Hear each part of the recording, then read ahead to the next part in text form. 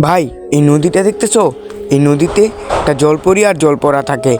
এদেরকে যেটাই বলবে সেটাই পূরণ করে দেবে। তাই নাকি? এখনই বলে দেখছি।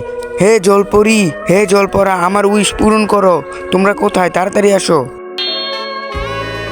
তুই আমাকে ডিস্টার্ব করে অনেক খুশি করে দিয়েছিস। বল তোর কি চাই? আরে ভাই, এত সুন্দর জলপরি। ঠিক আছে, তুমি আমাকে একটা সুন্দর মেয়ে দাও। আচ্ছা ঠিক আছে, এই নাও।